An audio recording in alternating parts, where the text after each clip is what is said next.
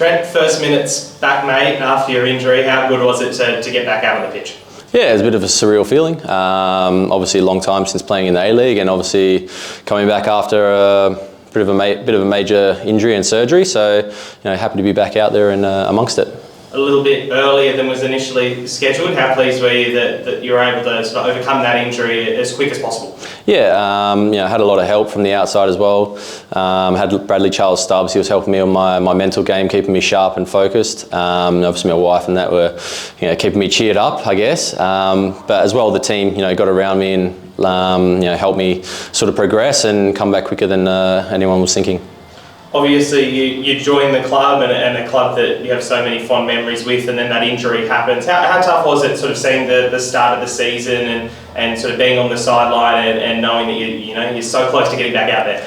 Yeah, obviously it's difficult. I think I wanted to be out there with the team and helping them as much as possible. So with the injury, I felt like I let them down a little bit.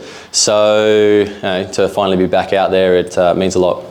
How did you find those 10 minutes or so at the back end of that MacArthur game where both teams were pushing for the 3 points? Yeah, it was a little bit difficult coming off the bench. Obviously a little bit emotional for myself, not in terms of a bad way, but I think I was so hyped up and ready to go that I had to sort of cool the jets a little bit because I was so hyped and everyone else was a little bit fatigued. So coming in was a little bit strange, but good feeling again.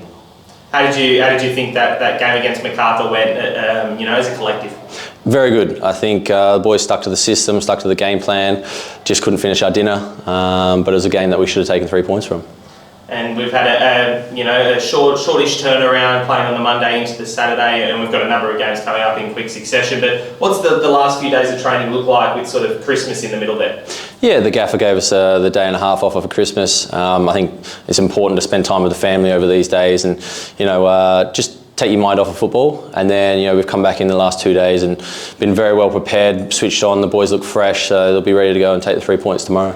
Yeah, speaking about Auckland, it's going to be our first ever time playing against them, and they've obviously had a strong start to the season bar their most recent result. How have you sort of summed up their season, and what do you expect from them tomorrow? Yeah, like you said, they're the unknown team. They've had a good start, have a little bit of a wobble now, but obviously they're a strong team from previous results, and our coaching staff's going to have us very well prepared and all in the best shape to go out there and do the business tomorrow.